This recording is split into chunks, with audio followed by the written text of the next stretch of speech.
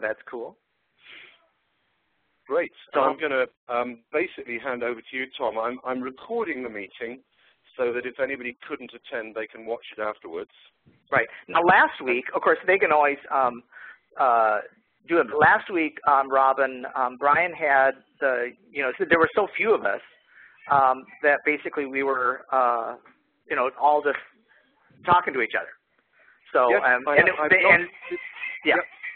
So we're good, huh? So anybody who wants to talk can talk. Some people self-mute themselves, so that sounds rather rude, doesn't it? That's totally cool, too. To self-mute yourself. But feel free, if anybody's on the call and can hear us right now, to speak up, and I'm going to hand over to Tom. Take it away. Those people, you bet. Hello, everyone. I am Tom Johnson. I'm a Finale product specialist with Make Music, the company that makes Finale. And tonight we're going to be talking about Finale 2001 tips and tricks. I know that Finale 2011 is going to be shipping in a matter of seconds, and I know we're probably all dying to see that, but I am actually here in Minneapolis going to do the Suzuki show tomorrow, and since we aren't shipping yet, I am under strict instructions not to show it. So I am not going to be showing that at the show or tonight. But I will be doing 2010 for probably the last demo, hand over my heart in sadness, but on to 2011 after this. But basically, for those of you that were here last week, you know, if you can see my screen right now, that I tend to base these things on the three things that we do with the notation program. That would be we enter things, we format things, and we share things. And last week I spent a lot of time on entering. So I want to go over a little bit about that, but the main thing I really want to go over this week is just some tips and tricks that I have found in my 23 years of being a Finale product specialist that are the things that even like the power users go, oh my God, I didn't know that. How long has that been in there? And it's like, well, you don't want to know. It'd be too depressing. So in essence, let me just move forward then and start to go this way. Basically, and last week was Finale, yes? Tom, very quickly, I don't think you're sharing your desktop yet. Oh, well, that's not good. We want to be able to do that. So let me go back to where it was. And let's go back to where the meeting was. And share desktop again. I'll hit that. Right, you're good to go. I'm good to go. There we are. I see that. And, yep, that's good. Okay, here we go. So that is Finale. And as I said, I like to do, enter, format, share. That's really the trick there. So last week we did Finale 101, and definitely starting the score is the thing. But the main thing I want to come in here is this is the launch window. This is how you start out Finale. And we talked about the quick start videos, which actually I would say is tip number one. Because for me, if you've never watched these, and again, you're in a webinar now, so the playback is basically coming through my phone, which is sad. But I'm calling up the Quick Start videos right now. And these are 80 videos that show and tell you everything you want to know about Finale. And they, often you didn't even know these existed. And I'm the last person that wants to read a manual, but I will watch these videos. And as I said, they last about 30 seconds each. And you just watch whatever one you want to watch. If I wanted to know how to do simple note entry, I guess I'd come here to entering notes, and she would say, simple note entry, and she'd start telling me how to do it. What the one I want to show you, mostly, this is my tip outside of just the quick start videos, is back here to the main menu. It's called Visual Index. And I showed this last week, but it is so important. So often we want to know how to do something, but we don't know what it's called that we want to do. And last week I used the example of, what I'm passing my mouse over right now, which is stem up, stem down. We don't know if we want to call that multiple voices or secondary voicings or counterpoint or whatever we want to call that. But, it could have been mid-measure clefs that I got my mouse over right now, or first and second endings, or how to do a fermata, or how to just do a basic repeat, or a glissando, or there's cross-staff beaming. And it goes on further. I've got guitar tablature. I've got all this. There's solfege. So you can see this, there's how to hide a staff. All the stuff's in there. But if I just click on the picture, then she starts telling me how to do it. Entering multiple voices. Entering multiple voices. Multiple voices in the same staff require multiple. So you can sort of hear her in the background there. So to me, that's tip number one, And if you've never used the Quick Start videos, I invite you to go to them. They're actually there, and they're also under the Help menu, so 2 different places to find them. So that would be tip number 1. Second tip is this. I often, Spinelli's been around for so long that one of the people will say, I'm having the worst time with something, blah, blah, blah. And it's like I can almost hear in the back of my mind their problem. And it's often the fact that they didn't set their score up from the setup wizard. The setup wizard is where all of the really cool stuff that's been added to Finale in the last 10 years is. Linked parts, for instance. So what happens so often is that the user is using a template they set up in Finale 2002, and they like that template. It works very well for them, and they took a long time setting it up, and they don't want to change. But keep in mind that template was set up 9 years ago. So they're missing all the features that would be in that template if they set it up from scratch today. So that is another great, great tip. Things like linked parts aren't in there. And I don't think I need to go and set up a score. We went over that last week, and that's pretty basic stuff. But for me, it's setting up that score in the Quick Start videos and just going to the launch window. And actually, Robin had asked me to talk about scanning today. If I didn't have that down on my list, I would definitely talk about scanning because I love to talk about scanning. We talk about it all the time. So the first thing, and I did this a little bit last week too, is to come in here and talk about entering your music. And what I always say is this: you want the fastest note entry method with the least amount of editing. That's really the goal with any notation product. But it's different for each person. If I'm a keyboard player, I might want to play it in. If I'm if it's a piece of sheet music and I can scan it in without so much editing afterwards, then I would want to come in here and just edit the thing. Or scan it in. That would work. And then, I probably have some editing, but do I have so much that wouldn't be faster doing it by hand? No, not usually. So that is an important piece of that. And then I also think about another tip here. It's called simple note entry. And I know that we always thought that was so simple. And actually, this is a misnamed piece because when Finale, so many of us who started with Finale went to speedy note entry because we thought that was the fastest way. In fact, it was when we started 15 years ago, 17 years ago. That was the fastest way to enter your notes with the least amount of editing. And about 9, 10 years ago, we made simple note entry actually as fast or faster. And it is amazingly powerful, but those of us that started with speed note entry never went to simple note entry. Why would we? It's called simple note entry, and the other one's called speedy note entry. So you've got that kind of marketing problem of just what the note entry methods are called. So, but I do want to show you a little bit about this because this is actually a pretty cool thing. If I just come in here and do what we call a default document, and if you'll excuse me, I'm going to come in here to another view called scroll view and bring that up a little bit so we can see what's going on. And here is the simple entry, piece. Now, a lot of us know that I can come in here and play a note in, see if I can get some more volume out of this thing. And so I can hear that. If I had an oboe, I'd be able to hear that. I come in here and take a quarter note and do that. But one of the first things I wanted to come back here is even before we got to simple note entry, it's always good to learn a few shortcuts.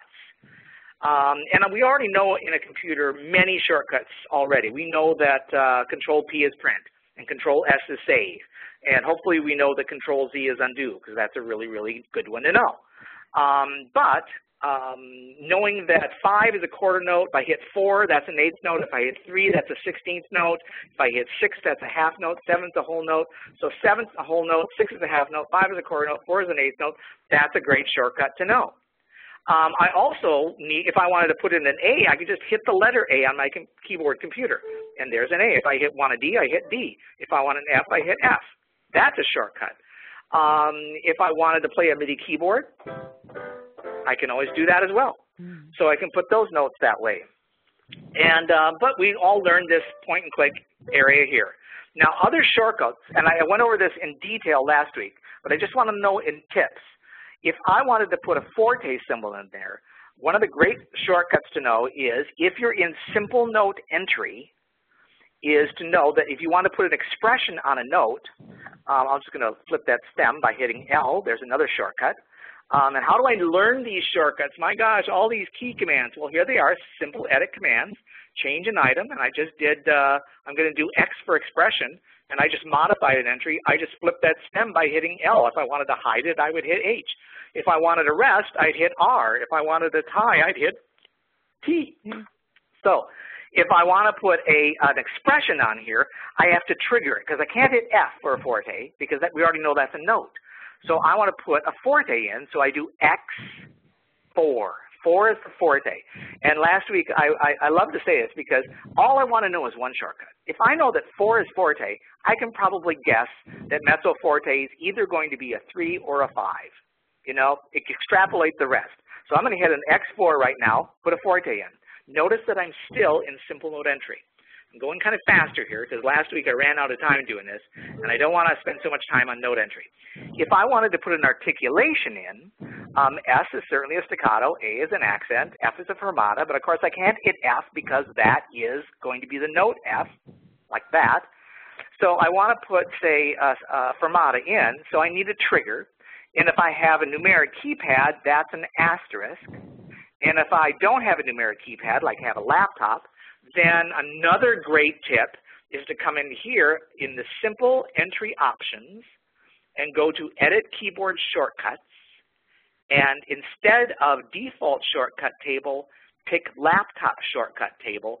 And now the numbers that are above your letters are your rhythms. Your 7 is a whole note, your 6 is a half note, your 5 is a quarter note. And of course, you'd still hit X4, and that would be the 4 above your letters to be able to put that in now with a laptop shortcut table. But I want to put a fermata in, so that in the trigger when you're putting a fermata in is, let's kind of move forward here. I want to get these down. So we've done MIDI entry, point and click, letters A through G. With MIDI step time, I played some notes in. And some of the keyboard shortcuts. Asterisk-esque is the trigger for staccato if I was using a normal keyboard that had a numeric keypad. If I've got a laptop that doesn't have a numeric keypad, it's this key right there. It's the tilde key, which is hard to know what that is, but it's the one right underneath the escape key. So just to show you what that does, if I hit tilde F, I'm going to hit tilde F now. Bing, oops, hello, let's do tilde F again. I'll try that. I can do that. Tilde F, thank you. Tilde F, Tom, not one F. There we go. And if I were to put another note in, maybe I'm doing my right hand, usually what I do. Tilde S is a staccato. Tilde D would be a down bow. Tilde U is an up bow. Tilde A is an accent. You get the idea. So tilde is your trigger for articulations. And your X is your trigger for expressions. And R is a rest, T is a tie, and those are just nice to know. And if you didn't know those, that could change your life. Because you can come in here, I'm going to show you a really, really cool, fast thing to do. And it relates to playing your music in. Here's another tip. So I'm going to play my music in right now, and I'm going to use a MIDI keyboard with a MIDI metronome beat. So let's come back here, and let's take out all the notes I've got. And let's come down a little bit, make it a little bit, here's another shortcut. To make it smaller, just hit Control minus. To make it bigger, Control plus. So I only want to know a couple of shortcuts. Can everybody hear me? Hopefully I'm still on here. So anyway, I want to come in here. I'm going to tap in a rhythm. So I'm going to use my hyperscribe. This is how I just go to the hyperscribe tool, click into measure. I start to hear a count off, and I'm going to play some notes in here. Oops, I've lost my. I'm going to come out and get out of this. I'm going to start this again. Got a little bit of latency happening, which won't happen now if I come back here and do this again. So there's another tip right there. If you got latency, just quit your program and restart it. That's what works on my computer. So I'm going to come in here, and I'm quantized to a 16th note. I get to play this better up an octave. Here we go.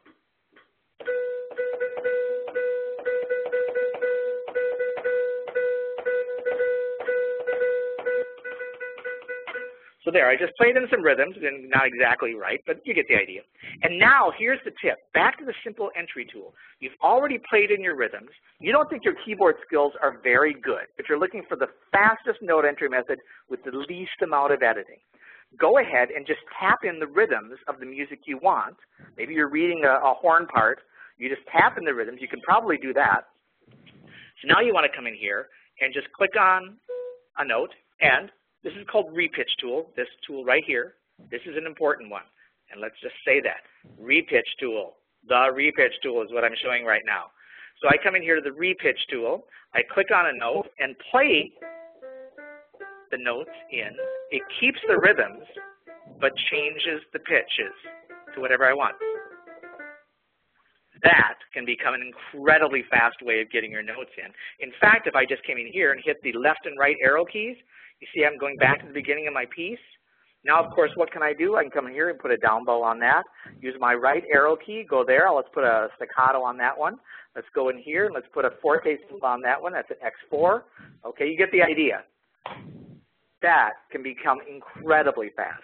And never once in that whole thing did I actually leave the simple entry tool. I just played my note, my rhythms in with the hyperscribe tool. Doing that pretty darn fast, so hopefully you caught that.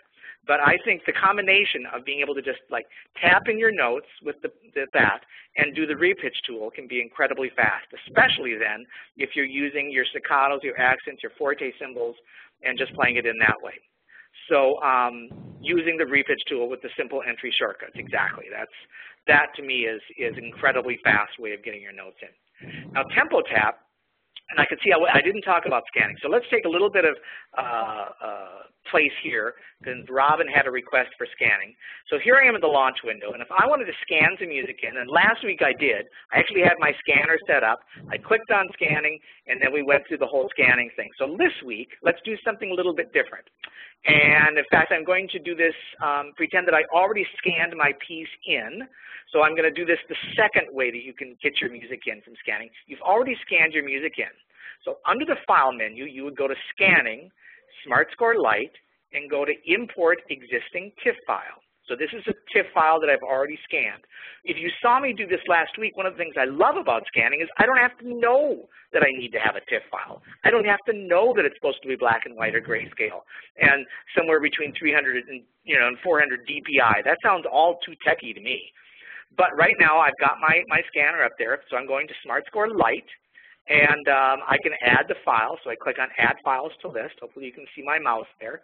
Let's go find a file that I want to scan in. And I'm going to do a tip early. I'm going to go a tip early here. Here is well, I'll even show you what it is. It's a hymnal that I've scanned in. You can see it right here on my screen. And I'm going to turn this into a brass quintet. So if I come in here now and say Begin Recognition, it will turn this hymnal into a finale file, at which time I'm going to start to do some cool stuff. So I could make this into a piano right now, and right now if it comes up, there it goes. I can just say piano, but I'm going to cancel out of that, and it'll bring it up on the screen, and it's two separate staves.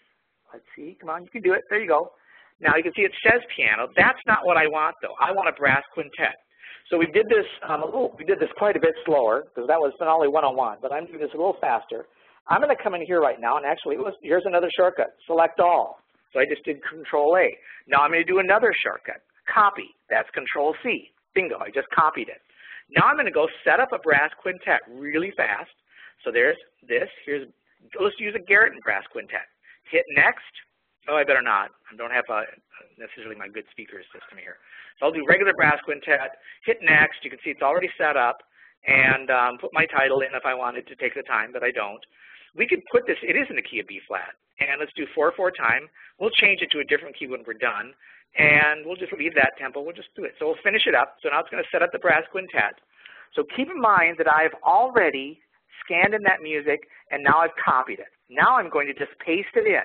But it's only on 2 staves. It was a hymnal to begin with. So now I'm going to fast forward to another really cool shortcut. So what I've done really there is I've scanned this in.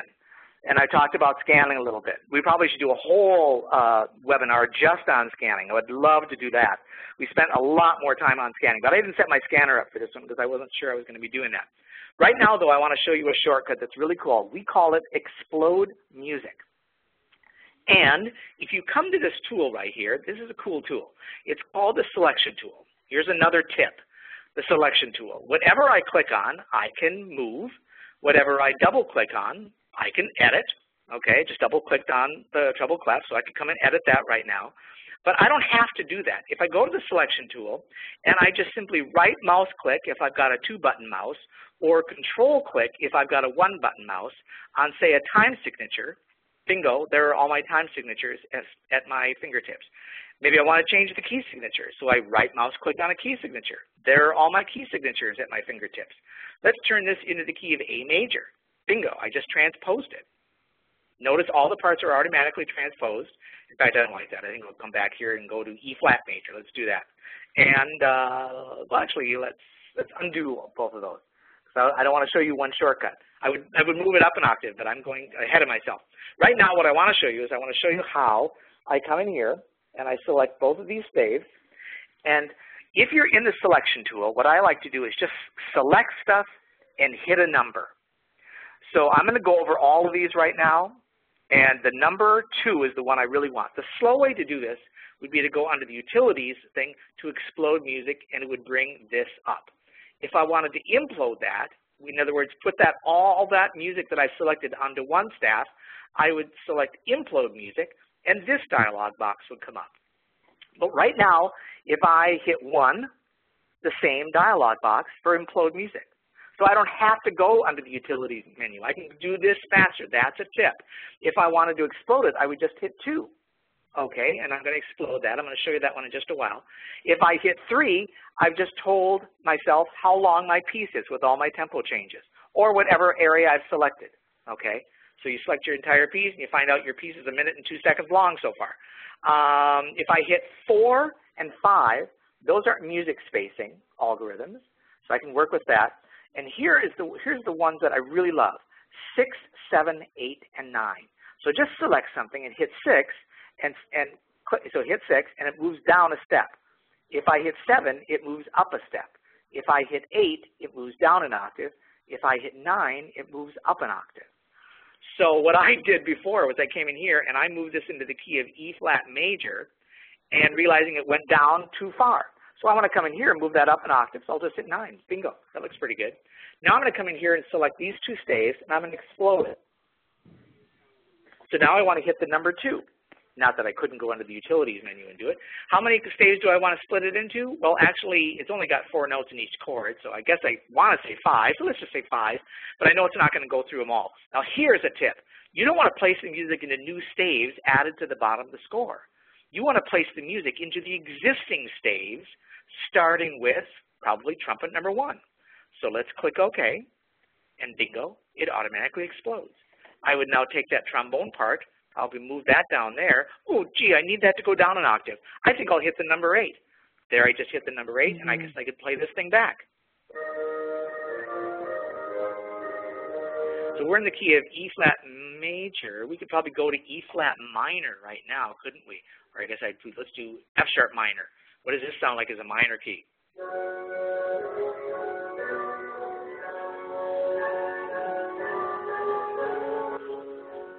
Not the best playback in the world, but it's going to my computer, but there you are.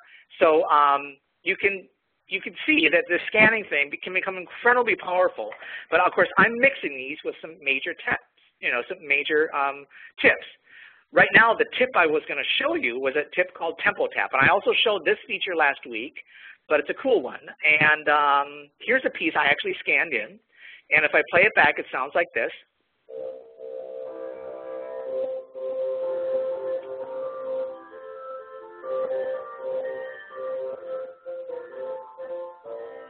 But the playback's just all one tempo. It's really pretty boring.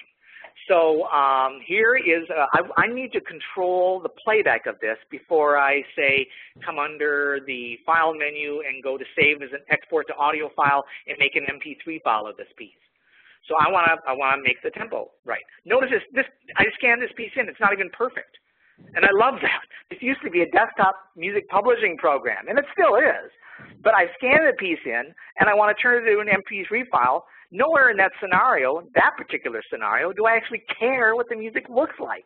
I just want to, make an MP3 file of it. So I'm going to have some nuance with it. So I'm going to show you this feature. I'm going to do a Control Shift E, or no, let's just come under the View menu. I'm going to use, instead of Scroll View and Page View, go to Studio View. because here is where we see the tempo tap feature. I go to the hyperscribe tool, I click on a blue note, and now I can just hit my space bar. And as I hit my space bar, each of the whole piece moves forward a quarter note. So let's just listen to me perform this, and then Finale will remember the performance. Let's do it.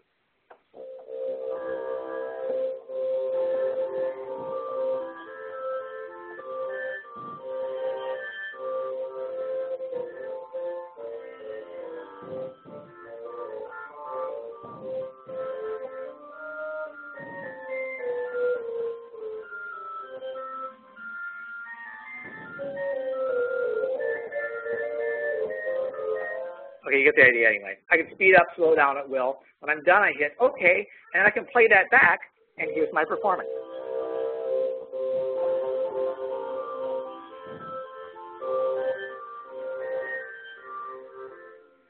And now I can save it as an MP3 file, and the performance is recorded. And that was scanned in. So I'm just going to go even further down the scanning track here. So let's move on to slurs and crescendos. Imagine I've got this piece here, and let's go to scroll view, and I want to put in my slurs. So we probably know as Finale users that I would come to the Smart Shape tool. I could go to the slur tool. If I double click on a note, let's just double click on, say, that note right there.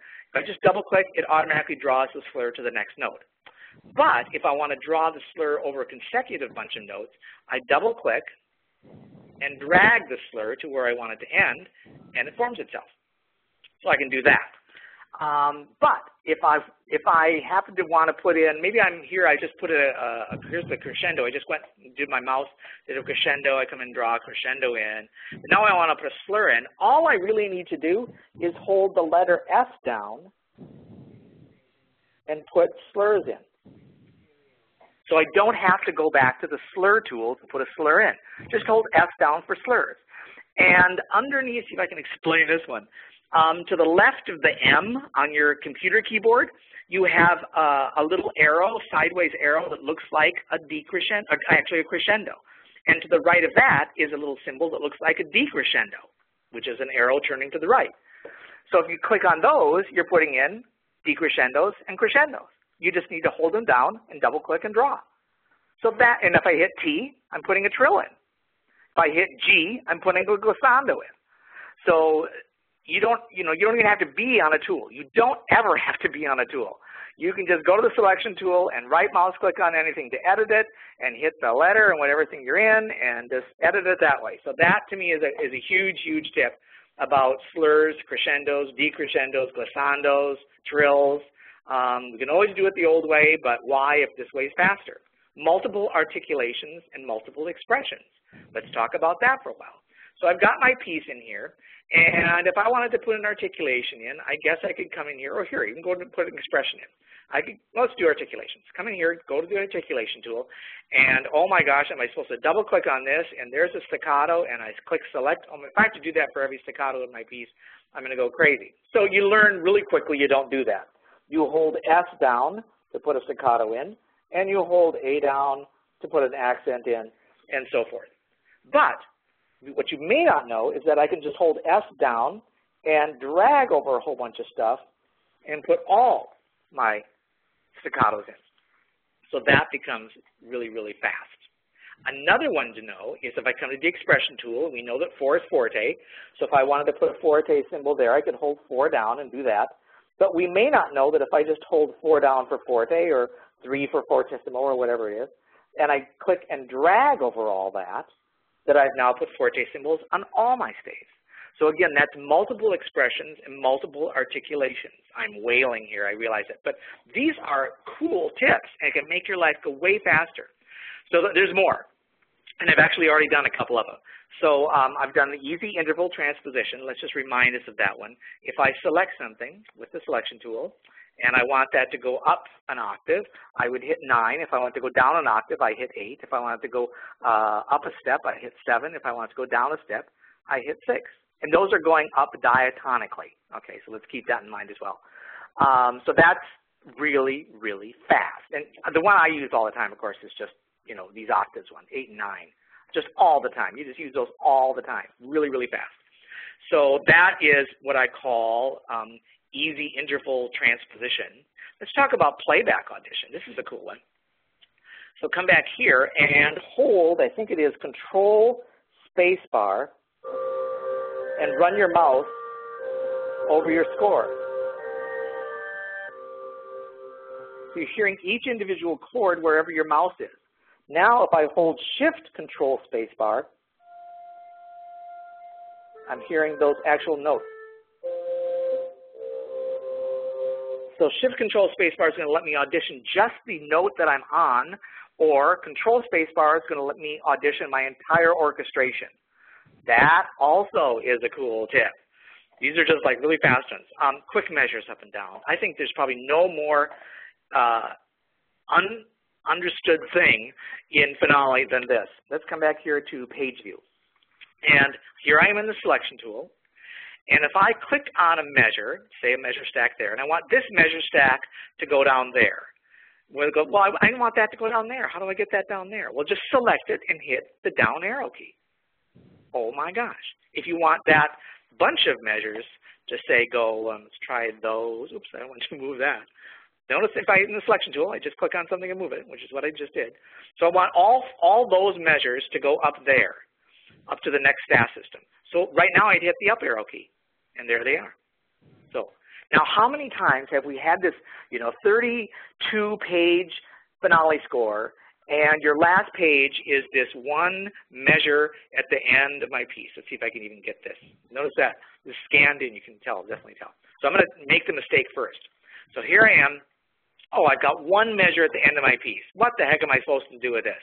Just select it and hit the up arrow key, and of course now your piece is 31 pages long because you just did that. If you didn't know that tip, and a lot of people don't, you can have some major headaches, and I just got rid of a major headache for you. So that to me is called quick measures up and down, and I don't know if we have any general music teachers in there. They want to have just 4 measures in each stave. Now each staff system. Now that would be not really correct according to engraving rules, but it's what the person wants. So the slow way in this case is to come down here to a thing called Fit Measures, but notice the shortcut, Control M. So in this case, all I need to do is hit Control M, and if I hit Control M, it says I want to lock the layout with how many measures per system. Well, the general music people, they usually like to have 4 measures per system. So you would click 4 there and hit OK, and bingo, I've got 4 measures per system. Bingo. That may not be the best engraving rule, but that's the way I want it in my general music class as a teacher, so that's the way I've got it. So basically, again, Control M is that way. And let's come in here and show some others.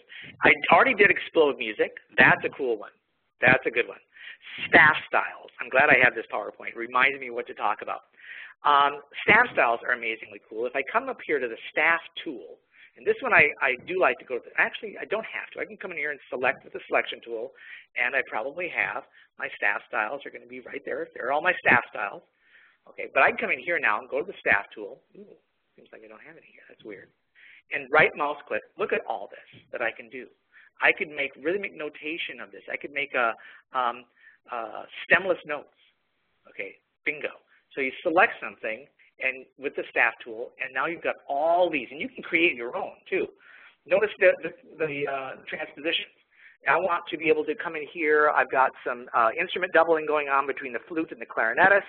So from at measure 64 to measure 72, there's a rest, but in that rest time, the flautist is supposed to put down her flute, pick up her clarinet, and be ready. So now from measure 72, I want that entire piece next to be up a major second because it's showing the clarinet. So in this case, I would just, if that makes any sense to you, good luck. But I'm going to come in here and take this area right there, just to kind of show you what I'm doing. And I'm going to say B-flat clarinet transposition, bingo. You see what I just did? I just, whatever I selected, I just automatically put that up a major second. Or if it was, alto, it'd be that. Yeah, let's continue. So there, I just did that. So it gives you an idea as to how fast I can do these things. Staff styles become amazingly fast. I can come in here and turn that all into slash notation. I can turn it into rhythmic notation. Doing your guitar charts becomes incredibly fast. So this is just cool stuff. And there's so much more I could do with this. You know, I'll hide the staff. See if I can find this file. This is kind of cool. So I'm going to come in here and I want to hide a staff. So maybe I just want to hide that little area. So I come in here and I say hide staff. Okay, I've hidden that staff. So I wasn't going to show this, but this is kind of cool to show. I wonder if I can find the file I want to show right now. Because this piece may look like it was probably impossible to do by the engraver. If I can find this. I got enough files here, guys. Oh, here it is. I found it. And this is actually, this is kind of interesting because this is in the German version of Finale. So if I are in the staff tool, now notice all this person really did was hide the staff. And if I come in here, you can see all the German staff styles. There they are. So if I was using the German version, of course, I would have all that in German, which in this particular file, apparently, I still do. So, but that's basically all that person did was to hide those staves. It's just hit them with the staff style. So the power of that is pretty exponential. Moving on to another tip. I love this one. I'm going to spend a little time on this one. This is called Smart Find and Paint. Now, when we were putting in our piece back here, if I can find this one, we were putting in our crescendos and our decrescendos and our you know, staccatas and our accents, and still going to take us a while to do. So this is an actual story, if I could find the file again to do this. So here we are, an actual story that happened to me. I was doing the Midwest Band Clinic, and this guy comes up, and he does brass quintets, actually. And he does about 60 of them a year. And he's got his books, and he had a booth at the Midwest Band Clinic. And I'm showing him this feature. It must have been new that year. And I'm saying, okay, imagine that I've got a 64-page piece of music here, and I've got like rhythmic patterns throughout the piece. So if I come in here, I'll use this with the selection tool.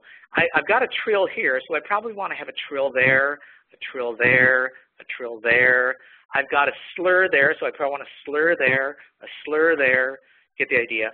I've got a decrescendo there, so I want a decrescendo there, a decrescendo there, a decrescendo there. You know how long that's going to take me to put all that stuff in. Not with Smart Find and Paint. So I asked him, how long would it take you to do that on one of those brass quintets? And he said, well, it'll probably take me a morning. And I said, well, imagine that just takes you a couple of hours. Just a couple of hours to put all that stuff in your 64-page brass quintet. So, so that's 60 brass quintets, 2 hours. That's 120 hours of work. In this case, all you need to do with Smart Find and Paint is this.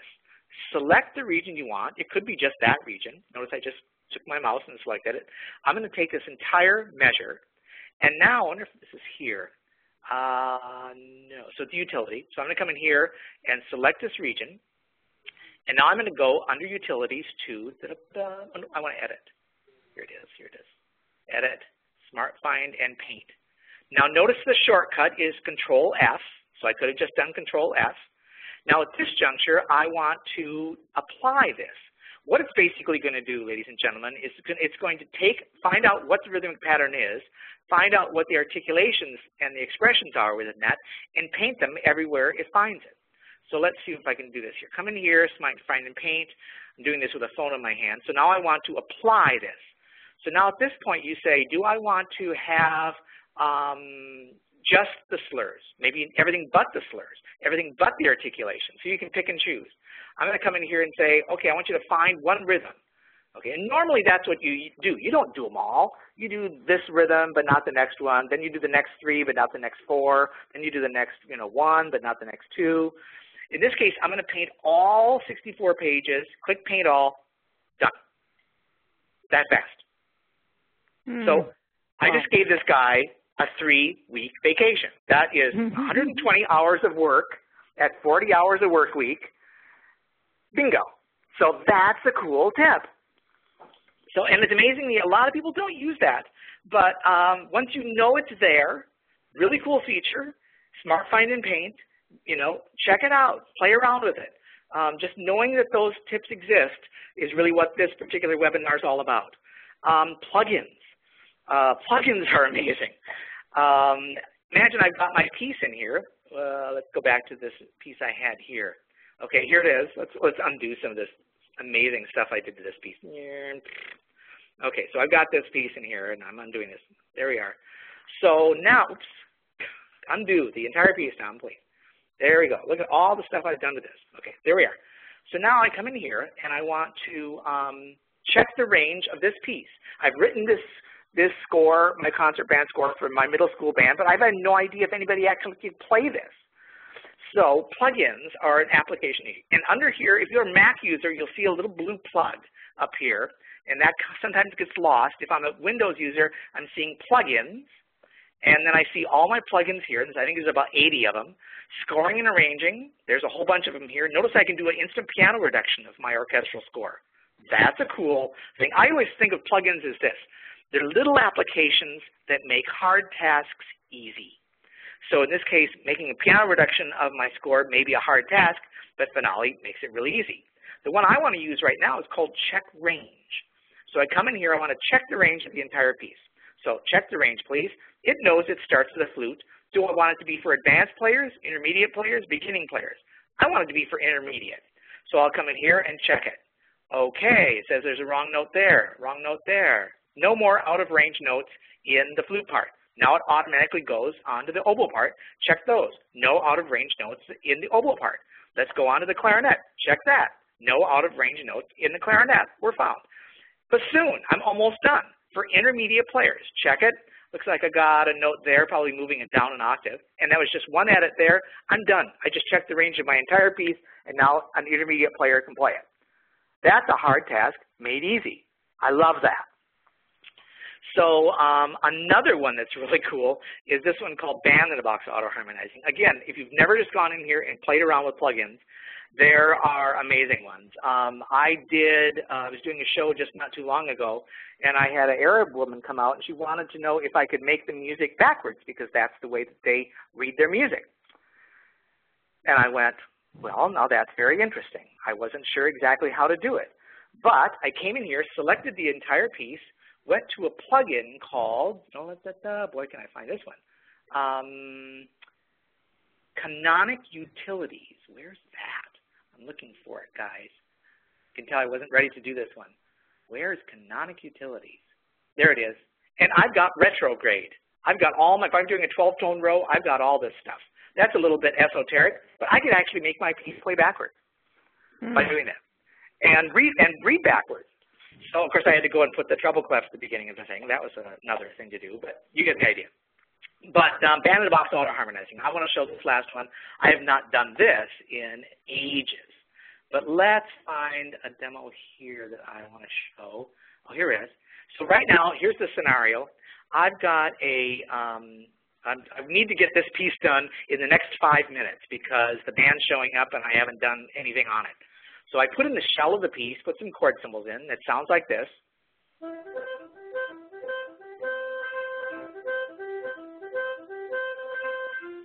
Okay, you get the idea.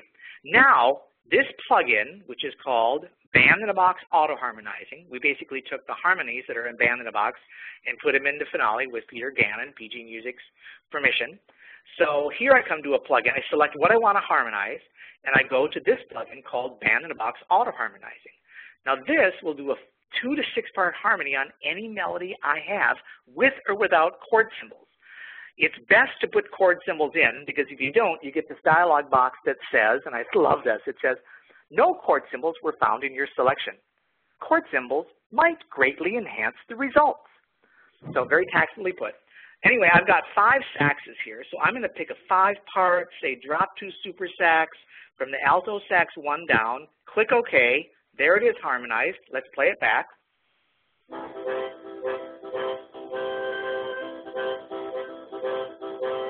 Get the idea. Now I've got 4 trumpets and 2 trombones. So let's come in here and do another Band-in-a-Box Auto-Harmonizing, but 4 and 2 is 6. So I want to do a 6-part big band brass, and this time from the trump down, click OK, automatically harmonized, and I'm done.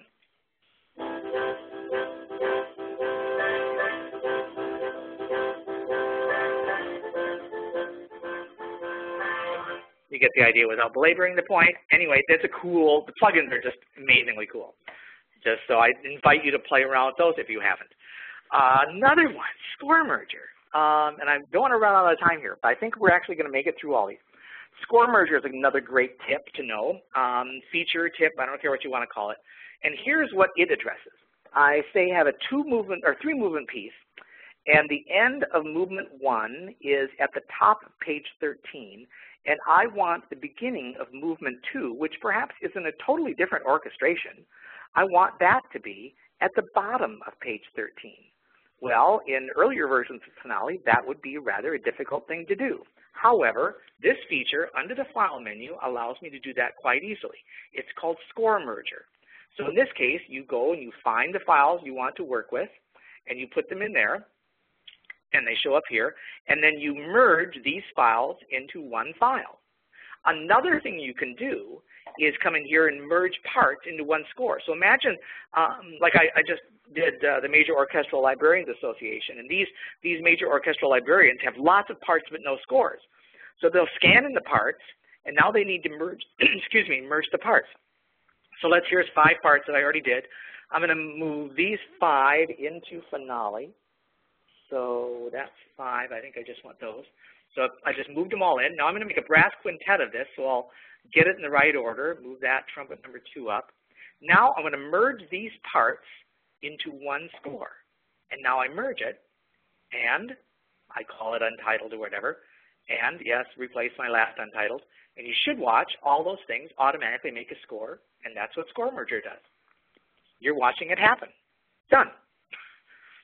Now again, my other tip would be copy and paste this into a better looking setup score from the setup wizard, and you're happening dude or dudette. So I think that's a really cool tip. Score Merger, I'm really racing here, but that's a good one. So some resources that are also really good tips for you to know are the fact that we've got quick start videos. You have free tech support. This is a good tip to know.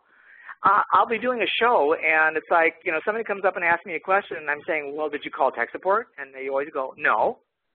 It's like, well, why not? It's free. So, I mean, I can go get a Macintosh computer, and I call into Apple, and this happened. I called into Apple and said, okay, I got a question. They say, well, we'll answer this one, but after this, it's $160 a year.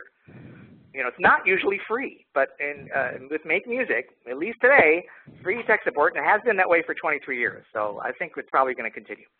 And then another good tip is to just go to blogs. They go to www.finalemusic.com/blog, and you will see all the blogs. I write blogs. And Scott Yoho is another Finale product specialist. He writes the blogs there. And there we've talked about some amazing things. Probably all of what you've said, Tom's top 10 tips are right there. So everything I've talked about is in that blog. And if you Twitter a lot, you can certainly get on the Finale Twitter thing. There's also an online knowledge base. Every question, and keep in mind, there's like 2.5 million Finale users in the world. So they're writing in, emailing questions. That gets added to the list, and it gets answered. So this knowledge base grows and grows and grows. And then with 2.5 million users around the world means that there are numerous Finale forums and have been for decades. So if I say can't get an immediate answer from tech support because I need it in the next 5 minutes and it's 2 a.m. in the morning, I can probably go to a Finale forum and somebody in Sri Lanka is up and will answer my question for me. And third-party products, that's another tip. I just got an email about 2 days ago from somebody wanting to know about resources for the blind for Finale. And there's third-party products that do that. There's a third-party product that will do all the medieval notation with the nuems. It's called Medieval. And if you go to www.klemmmusic.de, because he's our German, Austrian, and Swiss distributor, Karl-Heinz Klemm, and he has a product that does 13th century Franconian notation in Finale, which is pretty, there's lots and lots of third-party products. And we have, there's a KidNotes font, which I will tell you, and you probably do know this, that in Finale 2011, we actually now have our own alpha font, Alpha Notes font, which, puts the letter, the note name letter, or the note name, tonic, second, third, fourth, the fingering in the note head as well. So very cool new font. So I think that that is going to be the end of all the tips. I always like to have people come in here and see if they can ask me any questions. I'll return to the meeting here.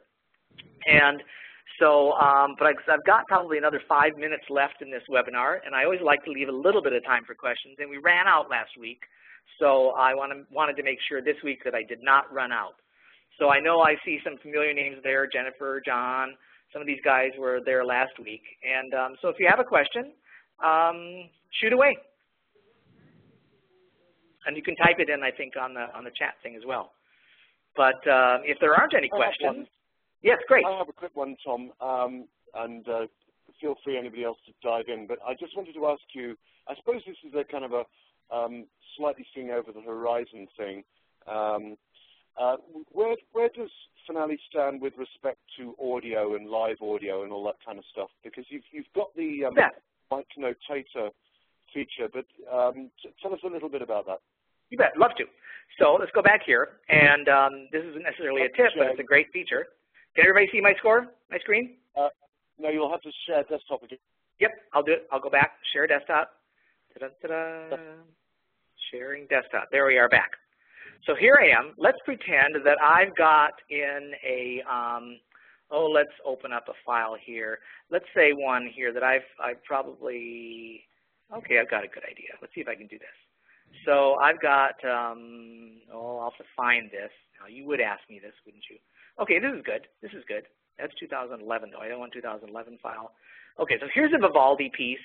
I've got it. It's all there. I play it back using, there's actually 3 ways to play your music back in Finale. And one of them would be using the Smart Music Soft Synth, which I would find here in here. Here's my Smart Music Soft Synth sounds. I've got my Garrison sounds in Finale. And these are better sounding sounds. But even with those Garrison sounds, this may not have the playback that I want to have.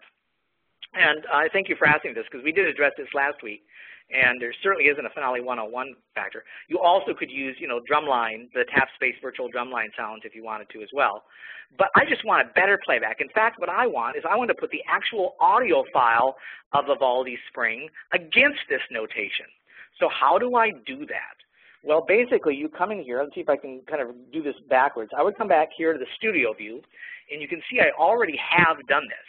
So let's come and let's delete the audio track. So pretend I haven't done it. Okay, there, I've deleted the audio track. Now I'm going to come in here and go to audio track and add an audio track. Now I'm going to come in here and go to load audio. I'm going to find the audio track I want. Hopefully I will find it, and maybe it's an MP3 file. So that's it. And sure it is. There it is. So there's my MP3 file. So now I've got that there. I'm loading that entire spring movement in. There it is. I could sync it that way, that you're seeing this dialog box you're seeing right now, but I prefer to do this. And I'm glad now that I showed you the Tempo Tap feature, because here you would literally click on Tempo Tap and play along with the audio file and sync the two together. And see, I'm going way too fast. So there you are. Don't do that. Okay, slow it down. So let's cancel out of that. Let's see if I can do this much slower.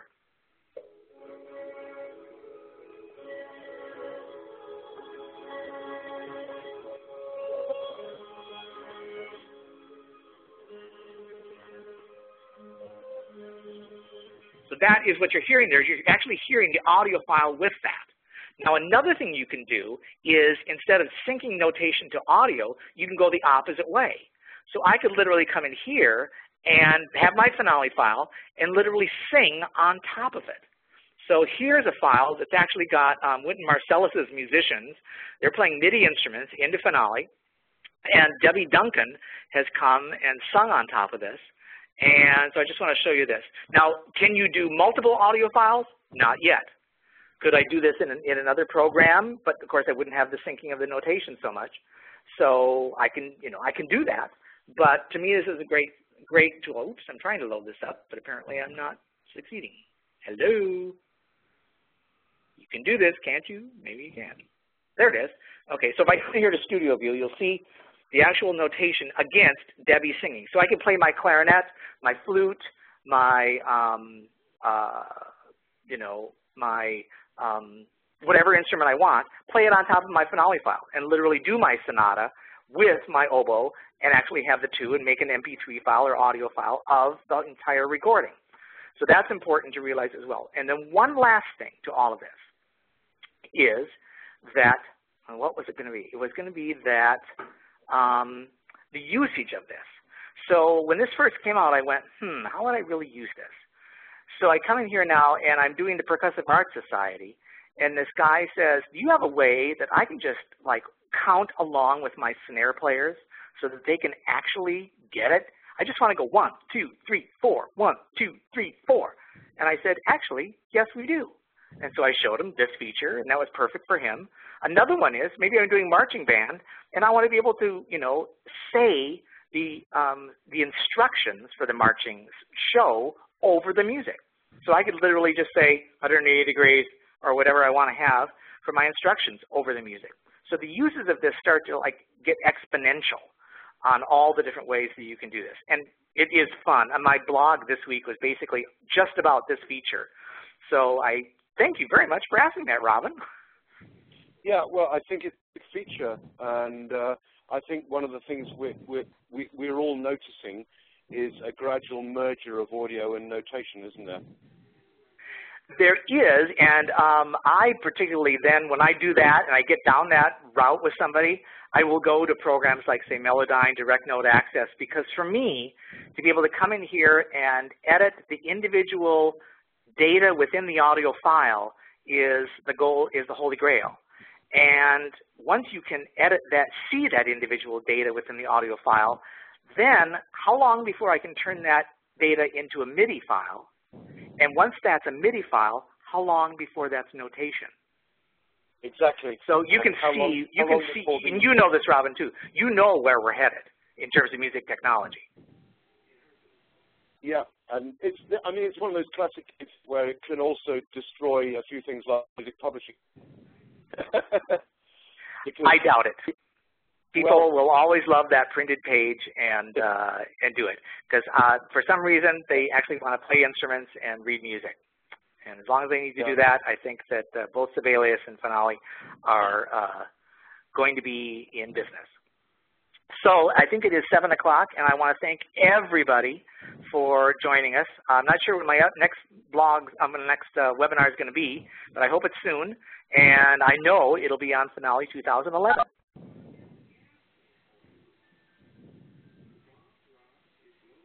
So thanks so much. Have a great, great evening, everyone. I know I'm going to.